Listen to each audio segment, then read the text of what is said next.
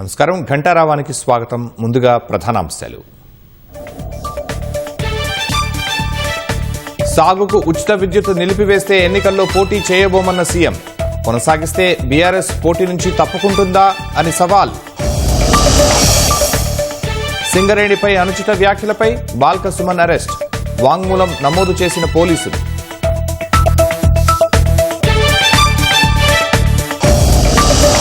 కాంగ్రెస్ అన్ని వర్గాలను మోసం చేస్తోందన్న కేటీఆర్.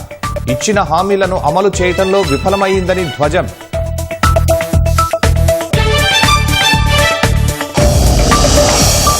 హైదరాబాద్ నార్సింగిలోని ముష్కిన్ చెరువును కాపాడిన హైడ్రా. 5,500 కోట్ల విలువైన భూమి చుట్టూ ఫెన్సింగ్ ఏర్పాటు.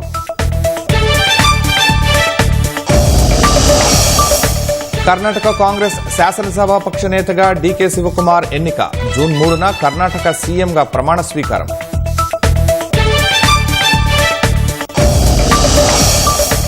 ఢిల్లీలో ఉగ్రకుట్రను భగ్నం చేసిన పోలీసులు. ఐఎస్ఐతో సంబంధాలున్నాయన్న ఆరోపణలతో 9 మంది అరెస్ట్.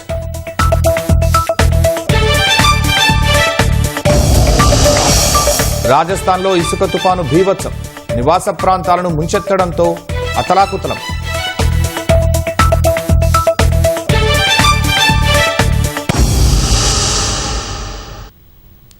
రైతులపై బీఆర్ఎస్ బీజేపీ రాజకీయాలు చేస్తున్నాయని సీఎం రేవంత్ రెడ్డి మండిపడ్డారు. రైతులకు ఉచిత విద్యుత్ నిలిపివేస్తే మేం ఎన్నికల్లో పోటీ చేయబోమని, ఉచిత విద్యుత్ కొనసాగిస్తే బీఆర్ఎస్ ఎన్నికల నుంచి తప్పుకుంటుందా అని సీఎం సవాల్ విసిరారు. మీడియాతో ఇష్టాగోష్ఠిగా మాట్లాడిన సీఎం పలు అంశాలపై తన అభిప్రాయాలు పంచుకున్నారు. ఇందుకు సంబంధించిన మరింత సమాచారాన్ని మా ప్రతినిధి తిరుపాల్ ప్రత్యక్ష ప్రసారం ద్వారా అందిస్తారు.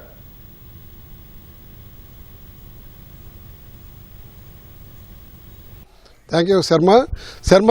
ముఖ్యమంత్రి రేవంత్ రెడ్డి 2 అంశాల మీద మీడియాతో ఇష్టాగోష్ఠిగా మాట్లాడారు. అందులో ప్రధానంగా ధాన్యం సేకరణ, రెండోది రైతుల కోసము సపరేట్గా ప్రత్యేకించి ఒక డిస్కమ్ ఏర్పాటు చేస్తున్నట్టుగా కూడా ప్రకటించారు. దానికి సంబంధించిన పూర్తి వివరాలన్నీ కూడా మీడియాతో ఇష్టాగోష్ఠిగా పంచుకున్నాడు. ప్రధానంగా ఏదైతే రాష్ట్రము విడిపోకతలకే దేశంలో ఉన్న 54 డిస్కమ్లలో తెలంగాణ పరిధిలో ఉన్న సదరన్ డిస్కమ్, అదేవిధంగా నార్థన్ డిస్కమ్, ఈ 2 కూడా మొదటి నుంచి 4-5 స్థానాలలో ఉన్నాయి. ఇప్పుడు బీఆర్ఎస్ 10 సంవత్సరాల పాలనలో ఈ డిస్కమ్లు తీవ్ర నష్టాల్లో కూరుకుపోయే దాదాపు 70,000 కోట్ల రూపాయలు ఈ డిస్కమ్లలో నష్టాలు ఉన్నట్టుగా సీఎం ముఖ్యమంత్రి స్పష్టం చేశారు. దీంతో ఆ డిస్కమ్లు పూర్తిగా సర్వైవ్ కాలేని పరిస్థితుల్లో ఉన్నాయని చెప్పేసి స్పష్టం. కానీ ఈవేళ ఆ డిస్కమ్ల పరిస్థితి చాలా అధ్వానంగా ఉండదు.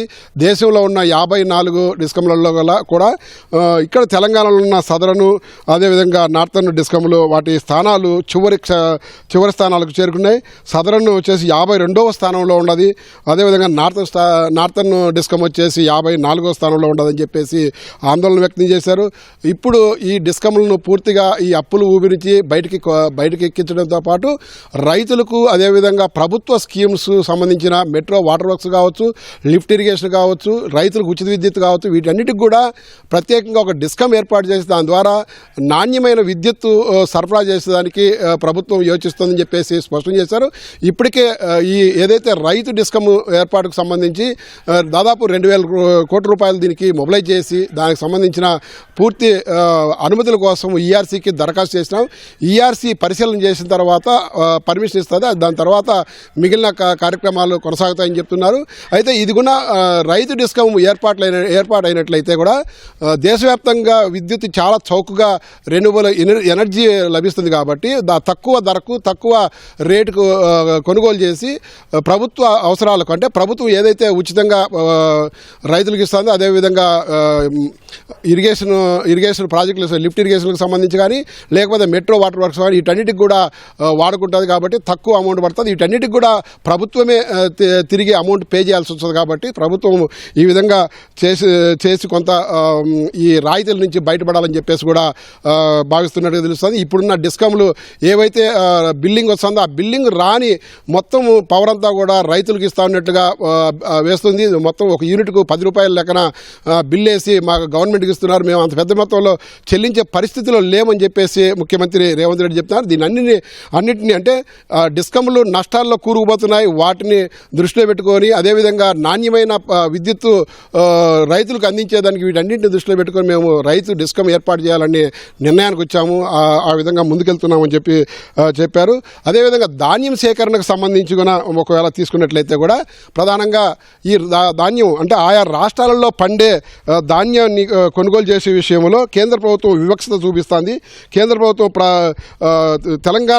తెలంగాణలో పండిన పంటలో కేవలం 38% మాత్రమే కొనుగోలు చేస్తుందని చెప్పేసి ముఖ్యమంత్రి ఆందోళన వ్యక్తం చేశారు. ఆ 38% కాకుండా దాన్ని కనీసం 50% అయినా కొనుగోలు చేస్తానికి ముందుకు రావాలని చెప్పి కేంద్రానికి విజ్ఞప్తి చేసినా కేంద్రం ముందుకు రాలేదని చెప్పారు.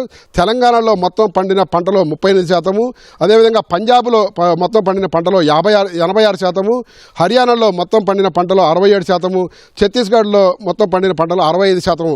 ఇట్లా వివిధ రాష్ట్రాలలో కేంద్ర ప్రభుత్వం ధాన్యం సేకరణకు సంబంధించిన గణాంకాలు కూడా ముఖ్యమంత్రి వెల్లడించారు. ఇప్పటికే అనేక మార్లు ప్రధానమంత్రిని కలిసి వీటన్నిటికి సంబంధించి కూడా విజ్ఞప్తి చేసినాం. ప్రభుత్వం ఒకవేళ ముందుకు రాకపోతే ఈ నెల జూన్ నెల 12వ తేదీ వరకు చూసి జూన్ నెల 12 తర్వాత ఏదైతే బీజేపీ బీఆర్ఎస్ నాయకులు ఉన్నారో వాళ్ళ ఇళ్ల ముందర తాము కొనుగోలు చేసే ధాన్యాన్ని పోస్తామని చెప్పేసి కూడా స్పష్టం చేశారు.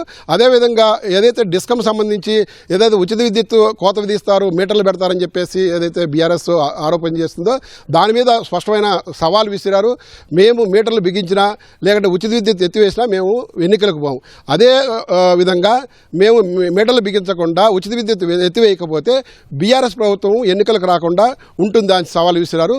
అదేవిధంగా కాంగ్రెస్ పార్టీకి సంబంధించి పీసీసీకి సంబంధించి సీఎం మధ్యలో ఉన్న అనుబంధాన్ని గురించి కూడా ముఖ్యమంత్రి వెల్లడించారు. వాళ్ళిద్దరు సారథ్యంలో అనేక ఎన్నికలు విజయం సాధించాము. రాబోయే 2029లో కూడా మా ఇద్దరు సారథ్యంలోనే ఎన్నికల్లో విజయం సాధిస్తామని చెప్పేసి ధీమా వ్యక్తం చేసినారు. Over to studio.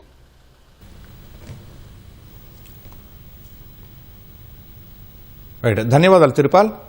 రాష్ట్ర ప్రభుత్వం ధాన్యం సేకరణలో వైఫల్యాన్ని కప్పిపుచ్చుకునేందుకు కేంద్రంపై బద్నాం మోపుతోందని కేంద్ర మంత్రి కిషన్ రెడ్డి మండిపడ్డారు. పంట కొనుగోలు బాధ్యత రాష్ట్ర ప్రభుత్వానిదేనని గుర్తు చేశారు. 53 లక్షల మెట్రిక్ టన్నుల ధాన్యాన్ని కొంటామని కేంద్రం హామీ ఇచ్చినప్పటికీ సీఎం మంత్రులు అసత్య ప్రచారం చేస్తున్నారని మండిపడ్డారు. దళారులు అధికారులు ప్రభుత్వం మధ్య రైతులు నలిగిపోతున్నారని ఆవేదన వ్యక్తం చేశారు. బీజేపీ బస్సు యాత్రతోనే రాష్ట్ర ప్రభుత్వంలో చలనం వచ్చిందన్న కిషన్ రెడ్డి సన్నబియ్యం సేకరించి దొడ్డు బియ్యం వదిలేశారని ఆరోపించారు.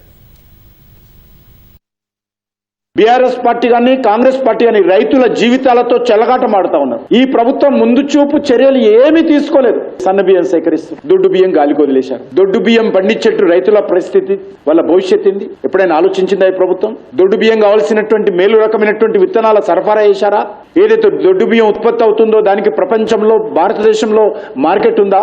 ఎంత దురదృష్టం అంటే గన్ని బ్యాగులు సరఫరా చేయలేనటువంటి పరిస్థితిలో ఉంది ప్రభుత్వం. 6 నెలల ముందు బస్తాలు తెచ్చుకునే సోయిలేరా ఈ ప్రభుత్వానికి? ఉదికు రైతులు పంట పొలాల నుంచి ధాన్యం తీసుకురావాలంటే బస్తాల కోసం ఎత్తుకాల్సినటువంటి పరిస్థితి. ట్రాన్స్పోర్ట్ ఉండదు, మార్కెట్ యార్డ్లో ప్లాట్ఫామ్స్ ఉండవు, లారీల మీద రోజుల తరబడి ట్రాక్టర్ల మీద పెట్టుకుని రైతులు ఉదికు వర్షం చూస్తుండాలి, ఉదికు అధికారులను చూస్తుండాలి, వాళ్ళ దయ ఎప్పుడు వస్తుందని ఎదురు చూసే పరిస్థితి రైతులకు ఎందుకు ఉండాలని అడుగుతాను. దేశమంతా కూడా ఇప్పటి వరకు 87 లక్షల మెట్రిక్ టన్నుల బియ్యం ప్రొక్యూర్మెంట్ చేస్తే దేశమంతా ఒక తెలంగాణ నుంచే 51 లక్షల మెట్రిక్ టన్నుల బియ్యం తెలంగాణ నుంచే సేకరించడం జరిగింది. అంటే తెలంగాణ మీద కేంద్ర ప్రభుత్వానికి అభిమానం ఉందా లేదా దీన్ని అర్థం చేసుకోవచ్చు. ధాన్యాన్ని కొనుగోలు చేయడంలో ప్రభుత్వం పూర్తిగా విఫలమైందని బీజేపీ రాష్ట్ర అధ్యక్షుడు రామచంద్రరావు ఆరోపించారు. పండిట్ దీన్ దయాళ్ ఉపాధ్యాయ శిక్షణ మహాభియాన్ కార్యక్రమంలో భాగంగా కరీంనగర్లో నిర్వహిస్తున్న శిక్షణ తరగతుల్లో ఆయన పాల్గొన్నారు. రైతు సమస్యలపై రాష్ట్ర వ్యాప్తంగా పోరాటాలు చేస్తున్నామని, మంత్రులు పొంతన లేక ఇష్టానుసారంగా మాట్లాడుతున్నారని ఆయన మండిపడ్డారు. అకాల వర్షానికి నష్టపోయిన రైతులకు నష్టపరిహారం చెల్లించాలని రామచంద్రరావు డిమాండ్ చేశారు.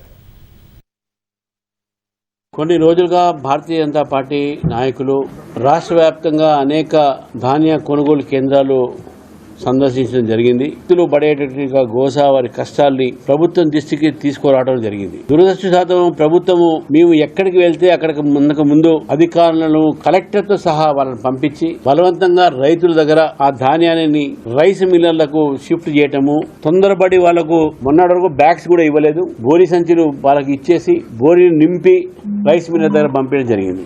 కేంద్రమే కొనాలి, మేమెందుకు కొంటాం అనే మాట్లాడి రైతుల్ని ప్రజల్ని తప్పుదారి పట్టిస్తా ఉన్నారు. రైతుల సమస్యను పట్టించుకోకపోక రైతులకు తప్పుదారి పట్టించి రైతులని బలవంతంగా తక్కువతో అమ్మించి ఈరోజు రాష్ట్రంలో మరి అబద్ధాలు కూడా ఆడుతున్నటువంటి ప్రభుత్వం ఇది.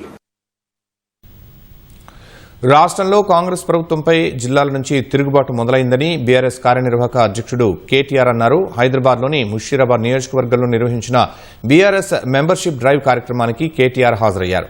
రాష్ట్రంలో జరగనున్న స్పెషల్ ఇంటెన్సివ్ రివిజన్ కార్యక్రమం సందర్భంగా ప్రతి ఒక్క కార్యకర్త జాగ్రత్తగా ఉండాలని కేటీఆర్ దిశానిర్దేశం చేశారు. మోసపూరిత 6 గ్యారంటీల హామీలతో అధికారంలోకి వచ్చిన కాంగ్రెస్ పార్టీని ఏ గ్రామాలైతే గెలిపించాయో వాళ్లంతా తిరుగుబాటు చేసేందుకు సిద్ధంగా ఉన్నారని కేటీఆర్ తెలిపారు. ఎన్నికలు ఎప్పుడొస్తాయా అని ప్రజలు ఎదురు చూస్తున్నారని కేటీఆర్ పేర్కొన్నారు.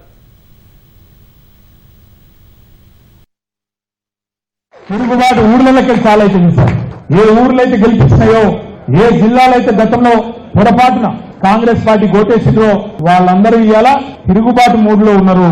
ఎలక్షన్ ఎప్పుడు వస్తుందా, ఎప్పుడెప్పుడు తరిమి కొడదామా కాంగ్రెస్ పార్టీని అని చెప్పి వాళ్ళందరూ కూడా ఇంతజారు చేస్తా ఉన్నారు. కాబట్టి మనం ఏం బాధపడే అవసరం లేదు. ఎక్కడోళ్ళం అక్కడ సంవత్సరంన్నర అరుచుకుంటే, ఎక్కడోళ్ళం అక్కడ కరెక్ట్గా చూసుకుంటే ఆ తర్వాత హిసాబ్ కితాబ్ చేసేది చాలా ఉన్నది. కర్ణాటక ముఖ్యమంత్రిగా డీకే శివకుమార్ పగ్గాలు చేపట్టనున్నారు. జూన్ 3న ఆయన ప్రమాణ స్వీకారం చేయనున్నారు. ఈ సాయంత్రం విధానసౌధలో జరిగిన కాంగ్రెస్ శాసనసభాపక్ష సమావేశంలో సీఎల్పీ నేతగా ఆయన ఏకగ్రీవంగా ఎన్నికయ్యారు. ఈ సమావేశంలో ఏఐసీసీ పరిశీలకులు కేసీ వేణుగోపాల్, కర్ణాటక కాంగ్రెస్ ఇన్ఛార్జ్ రణదీప్ సింగ్ సూర్జేవాలా కూడా పాల్గొన్నారు. సిద్దరామయ్య ప్రతిపాదన ఆధారంగా కొత్త నేత ఎన్నిక ప్రక్రియ సాగుతుందని రణదీప్ సింగ్ సూర్జేవాలా ప్రకటన చేసిన తర్వాత సీఎల్పీ సమావేశం లాంఛనంగా జరిగినట్లు కర్ణాటక కాంగ్రెస్ ఓ ప్రకటనలో తెలిపింది.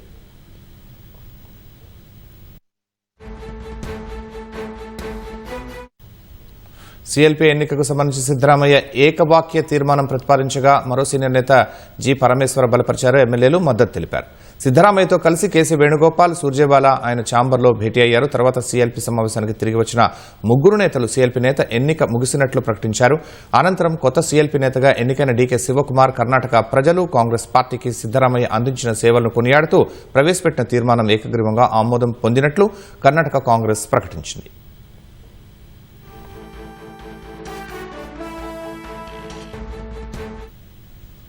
కర్ణాటక కొత్త ముఖ్యమంత్రి డీకే శివకుమార్ ప్రమాణ స్వీకారోత్సవం జూన్ 3న జరగనుంది. ఈ మేరకు కర్ణాటక కాంగ్రెస్ కార్యనిర్వాహక అధ్యక్షుడు జీసీ చంద్రశేఖర్ ప్రకటించారు. డీకే శివకుమార్ ప్రమాణ స్వీకారోత్సవం లోక్ భవన్లో జరుగుతుందన్నారు.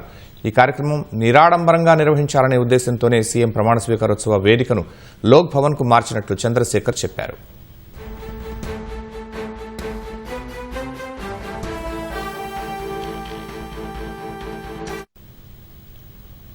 చార్ధామ్ యాత్రలో భాగంగా ఉత్తరాఖండ్కు పోటెత్తిన భక్తులు, పర్యాటకులకు ట్రాఫిక్ కష్టాలు నరకాన్ని చూపిస్తున్నాయి. ప్రముఖ పుణ్యక్షేత్రం బద్రీనాథ్ యాత్రా మార్గంలోని కీలకమైన జోషిమఠ్ ప్రాంతంలో ఊహించని స్థాయిలో వాహనాల రద్దీ పెరిగిపోయింది. విష్ణుప్రయాగ్ నుంచి దాదాపు 15 కిలోమీటర్ల మేర వాహనాలు కదలకుండా నిలిచిపోగా మొత్తం ట్రాఫిక్ జామ్ 25 నుంచి 30 కిలోమీటర్ల మేర విస్తరించింది. ఈ భీకర ట్రాఫిక్ జామ్లో వేలాది మంది పర్యాటకులు నడి రోడ్డుపైనే చిక్కుకుపోయారు. పర్యాటకులే కాకుండా స్థానిక ప్రజలు, చివరకు అత్యవసర అంబులెన్స్ సేవలు సైతం నిలిచిపోవడంతో పరిస్థితి ఆందోళనకరంగా మారింది. బద్రీనాథ్ క్షేత్రం యాత్రా మార్గంలో ప్రధానమైన జోషిమఠ్ ప్రాంతంలో భారీ ట్రాఫిక్ జామ్ ఏర్పడింది. చార్ధామ్ యాత్రకు ఊహించని స్థాయిలో భక్తులు తరలిరావడంతో ఈ ఘాట్ రోడ్లపై ట్రాఫిక్ వ్యవస్థ పూర్తిగా స్తంభించిపోయింది. జోషిమఠ్ నుంచి మార్వాడి వరకు గత 4 రోజులుగా పగలు రాత్రి అనే తేడా లేకుండా భయంకరమైన ట్రాఫిక్ జామ్ ఏర్పడుతోంది. బద్రీనాథ్తో పాటు హేమకుండ్ సాహిబ్ వెళ్లే వేలాది మంది భక్తులు గంటల తరబడి నడి రోడ్డుపైనే చిక్కుకుపోయారు. దీనికి సంబంధించిన ఫోటోలు, వీడియోలు ప్రస్తుతం సామాజిక మాధ్యమాల్లో విపరీతంగా వైరల్ అవుతున్నాయి.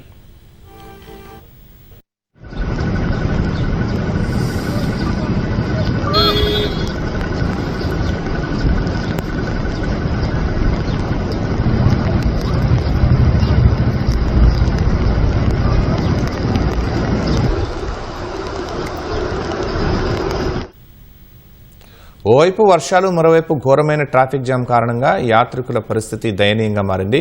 కొన్ని చోట్ల ఇరుకైన రోడ్ల కారణంగా వాహనాలు రోడ్డు పక్కన ఉన్న గోతుల్లో ఇరుక్కుపోయి ఇబ్బందిని తెచ్చిపెట్టాయి.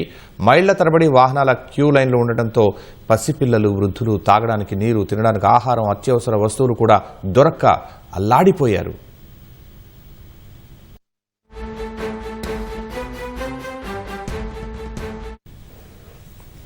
వాహనాల ఒత్తిడి నిరంతరం పెరుగుతుండటంతో శాంతి భద్రతల సిబ్బంది, జిల్లా యంత్రాంగం అప్రమత్తమైంది. ఈ సమస్యను పరిష్కరించేందుకు జోషిమఠ్ పెట్రోల్ బంక్ నుంచి మార్వాడి వరకు యంత్రాంగం వన్ వే గేట్ సిస్టమ్ విధానాన్ని అమల్లోకి తెచ్చింది. దీని ప్రకారం ఒకేసారి రెండు వైపులా వాహనాలను అనుమతించరు. ప్రతి అరగంటకు ఒకసారి ఒకవైపు నుంచి మాత్రమే వాహనాలను విడిచిపెట్టి ఆ సమయంలో రెండో వైపు వాహనాలను నిలిపేస్తారు. ఆ తర్వాత మరోవైపు వాహనాలను అనుమతిస్తారు.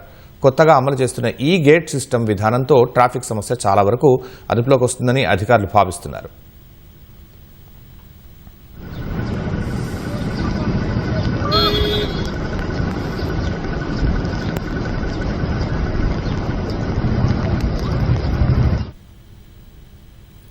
రాజస్థాన్లో ఇసుక తుపాను బీభత్సం సృష్టించింది. చురు, బెకనేర్ ప్రాంతాలను ఇసుక తుపాను అతలాకుతలం చేసింది. సునామీ తరహాలో భారీ ఈదురుగాలులతో నివాస ప్రాంతాలను ఇసుక ముంచెత్తింది. ఇసుక తుపానుకు వాహనదారులు, ప్రజలు తీవ్ర ఇబ్బందులు పడ్డారు. తుపాను ధాటికి పట్టపగలే చిమ్మ చీకట్లు కమ్ముకున్నాయి. ఇసుక తుపాను అనంతరం కొన్ని చోట్ల భారీ వర్షం కురిసింది. రాజస్థాన్లోని చురు, బెకనేర్ ప్రాంతాల్లో వాతావరణం అకస్మాత్తుగా మారిపోయింది. ఆకాశాన్ని భారీ ధూళి మేఘాలు కమ్మేయడంతో పట్టపగలే రాత్రిని తలపించింది. మధ్యాహ్నం 2 గంటల సమయంలో భయంకరమైన ఇసుక తుపాను విరుచుకుపడింది.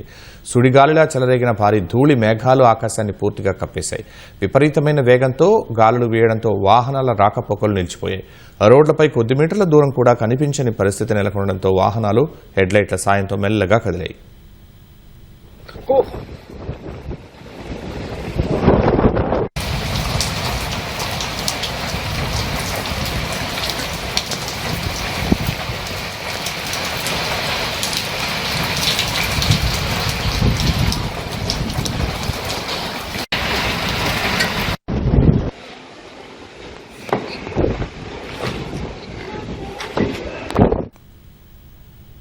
ఇసుక తుపానుకు స్థానిక మార్కెట్లలో గందరగోళం నెలకొంది. బలమైన గాలులు, ఇసుక తుపాను నుంచి రక్షించుకునేందుకు ప్రజలు సురక్షిత ప్రాంతాలకు పరుగులు తీశారు. ఈ భీకర గాలులకు పలు ప్రాంతాల్లో చెట్లు, కరెంటు స్తంభాలు దెబ్బతిన్నాయి. ఇసుక తుపాను అనంతరం కొన్ని చోట్ల భారీ వర్షం కురిసింది. దట్టమైన ఇసుక తుపాను, భారీ వర్షం కారణంగా స్థానికుల రోజువారీ కార్యకలాపాలకు తీవ్ర అంతరాయం ఏర్పడింది.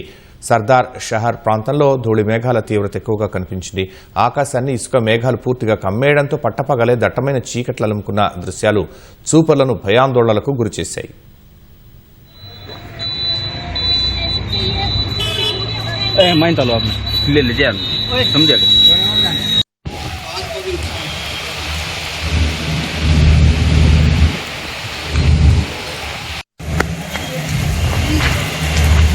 लेके अरे वो माइन तो लेके वो तो लेके वो माइन लेके निकलो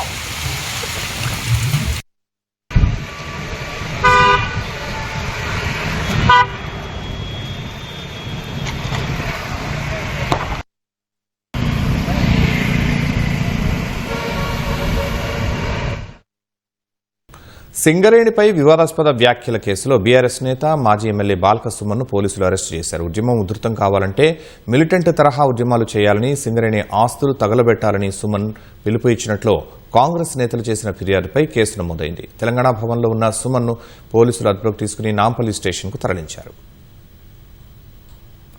సింగరేణి బొగ్గుగని కార్మిక సంఘం సమావేశంలో రెచ్చగొట్టే వ్యాఖ్యలు చేశారని నమోదైన కేసులో బీఆర్ఎస్ నేత, మాజీ ఎమ్మెల్యే బాల్క సుమన్ను పోలీసులు అరెస్టు చేశారు. ఉద్యమం ఉధృతం కావాలంటే మిలిటెంట్ తరహా ఉద్యమాలు చేయాలని, సింగరేణి ఆస్తులు తగులబెట్టాలని ఆ సమావేశంలో ఆయన పిలుపునిచ్చారు. ఈ వ్యాఖ్యలపై కాంగ్రెస్, బీజేపీ తీవ్ర స్థాయిలో మండిపడ్డాయి. ప్రజాస్వామ్యంలో ఇలాంటి వ్యాఖ్యలు సరికాదని పేర్కొన్నాయి. బాల్క సుమన్ అనుచిత వ్యాఖ్యలపై కాంగ్రెస్ నేతలు ఫిర్యాదు చేయడంతో నాంపల్లి పోలీసులు వివిధ సెక్షన్ల కింద కేసు నమోదు చేశారు. ఉదయం హైదరాబాద్ తెలంగాణ భవన్లో సుమన్ ఉన్నారని తెలుసుకుని పోలీసులు అక్కడకు వెళ్లగా ఉద్రిక్తత తలెత్తింది. పోలీసులు గోబ్యాక్ అంటూ బీఆర్ఎస్ కార్యకర్తలు పెద్ద ఎత్తున నినాదాలు చేశారు. ఎట్టకేలకు తెలంగాణ భవన్లో సుమన్ను పోలీసులు అదుపులోకి తీసుకుని నాంపల్లి స్టేషన్కు తరలించారు.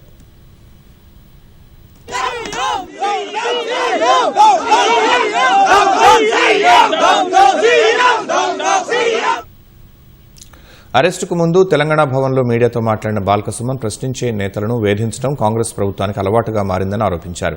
ప్రశ్నించే వారిని అరెస్టు చేసే ముందు ప్రజా సమస్యలపై దృష్టి సారించాలని ఆయన సూచించారు.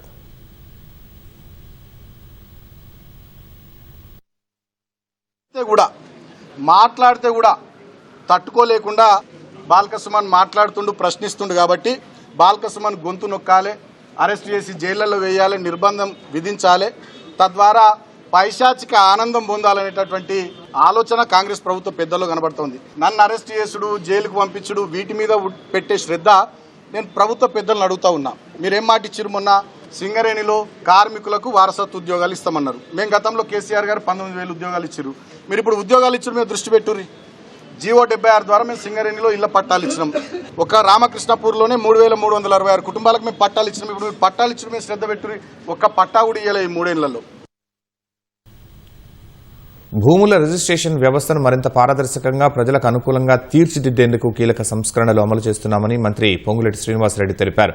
క్యూరు పరిధిలోని 3 కార్పొరేషన్లలో 13 ఇంటిగ్రేటెడ్ సబ్ రిజిస్టార్ కార్యాలయాలను ఏర్పాటు చేయనున్నట్లు మంత్రి తెలిపారు. బంజారాహిల్స్ రోడ్ నెంబర్ 10లో నిర్మించనున్న ఇంటిగ్రేటెడ్ సబ్ రిజిస్టార్ కార్యాలయ భవనానికి మంత్రి శంకుస్థాపన చేశారు.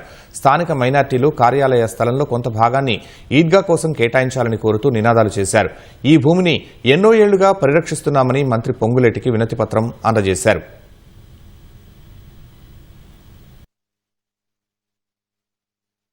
ఆనాటి భూముల ఇబ్బందులున్న ధరణిని బంగాళాఖాతంలో వేసి భూభారతను తీసుకొచ్చి ఈ స్టాంప్స్ అండ్ రిజిస్ట్రేషన్స్ ని భూభారతని ఒకే ప్లాట్ఫామ్ మీదకి తీసుకొచ్చే విధంగా అనేక కొత్త మార్పులు తీసుకొస్తూ రాష్ట్ర వ్యాప్తంగా ఉన్న ప్రజలకి భూముల్లో కానీ రిజిస్ట్రేషన్ లో కానీ భవిష్యత్తులో ఇబ్బందులన్నీ తొలగిపోయే విధంగా అనేక కొత్త సంస్కరణలు తీసుకురావడం జరిగింది. పేదవాళ్లు కానీ ధనికులు కానీ చంటి పిల్లలతో రిజిస్ట్రేషన్ ఆఫీసుకు వస్తే చెట్ల దగ్గర పుట్టల దగ్గర నిలబడి వారు ఉండటానికి చోటు లేక ఈ ఇంటిగ్రేటెడ్ ఆఫీసుల ద్వారా ప్రైవేట్ సెక్టార్ లో ఆఫీసులు ఎలా ఉంటాయో వాటిని తలతన్నే విధంగా అద్భుతంగా అన్ని వసతులతో సౌకర్యాలన్నీ కల్పిస్తూ సబ్ రిజిస్టార్ ఆఫీసుల్ని ఈనాడు డెవలప్మెంట్ కార్యక్రమం చేయడం జరుగుతుంది. ప్రతి ఆఫీసు సుమారు 2 ఎకరాల ప్రాంగణంలో నిర్మించి ఎక్కడా ఇబ్బంది కలగకుండా ఉండే విధంగా అన్ని వసతులతో ఈ ఇంటిగ్రేటెడ్ సబ్ రిజిస్టార్ ఆఫీసుల్ని నిర్మించడం జరుగుతుంది. ఎండల తీవ్రత కారణంగా ఈసారి తెలంగాణ రాష్ట్ర ఆవిర్భావ వేడుకలను ఉదయం పూట నిర్వహించాలని ముఖ్యమంత్రి రేవంత్ రెడ్డి అధికారులను ఆదేశించారు. జూన్ 2న సికింద్రాబాద్ పెరేడ్ గ్రౌండ్స్ లో జరిగే వేడుకలను ఉదయం 8:30 గంటలకే ప్రారంభించేందుకు ఏర్పాట్లు చేయాలని సీఎం చెప్పారు. జాతీయ పతాకావిష్కరణతో పాటు అవతరణ ఉత్సవ కార్యక్రమాలను 1.5 గంటల వ్యవధిలో పూర్తి చేయాలని ముఖ్యమంత్రి సూచించారు. ఎండ తీవ్రత దృష్ట్యా వేడుకలకు హాజరయ్యే అతిథులకు ప్రజలకు ఇబ్బంది లేకుండా తగిన చర్యలు చేపట్టాలని సూచించారు.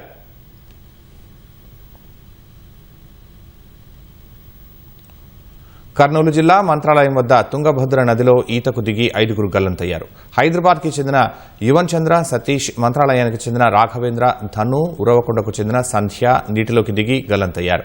ఆదోనికి చెందిన అప్పన్న సురక్షితంగా బయటపడ్డారు. వీరందరూ మంత్రాలయంలోని బంధువుల ఇంట్లో సత్యనారాయణ స్వామి వ్రతానికి హాజరయ్యారు. ఆ తర్వాత సరదాగా తుంగభద్ర తీరానికి వెళ్లారు. నీటి లోతు ఎంత ఉందో అంచనా వేయలేక గల్లంతయ్యారు. పోలీసులు స్థానిక మత్స్యకారుల సాయంతో గాలిస్తున్నారు.